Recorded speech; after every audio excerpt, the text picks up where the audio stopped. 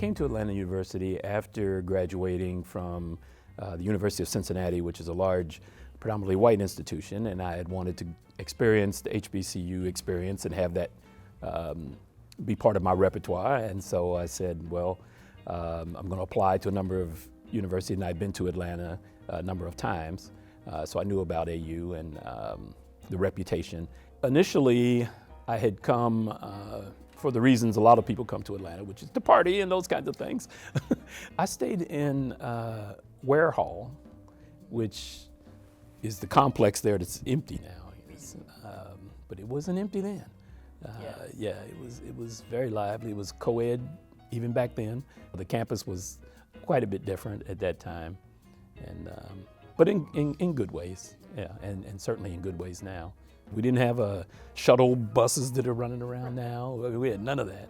At the point that I arrived, the unique experiences started right away, just by being introduced to the motto, "Find a way or make one," which has carried me for many, many, many years since then. When I came here, the School of Social Work was one little old building on campus, very old building that ended up burning down.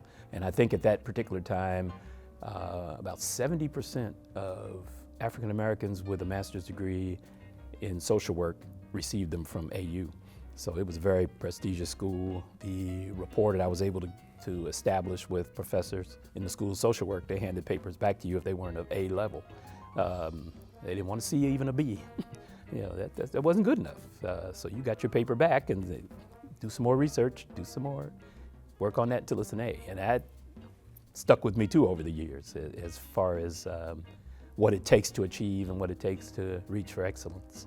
As a result of the quality education that I received at Atlanta University, now Clark Atlanta University, I was able to sit on, I can't even name how many boards and advisory councils and things of that nature over the years. For 9 years, I was an assistant professor at the University of Cincinnati.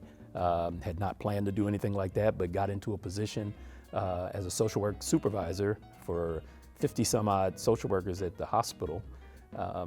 And with that position came an opportunity to also be an assistant professor. Upon our retirement, my wife and I had already decided we were going to move from Ohio, get out of the snow, and come to Atlanta. In Ohio, in Cincinnati, we were involved in mentoring and on different levels through the Urban League and through my fraternity. And so when we arrived in Atlanta, we had already pretty much made up our mind we were going to do something to give back. So we started Watson Family Scholarship and Mentoring Program. Right now, currently, there are 5 students that we're mentoring. We also work with the registrar's office around financial needs to provide scholarships. And these are students that are from Ohio. So we focus on that as a way of narrowing it down in terms of how to best utilize our own assets and make the most impact.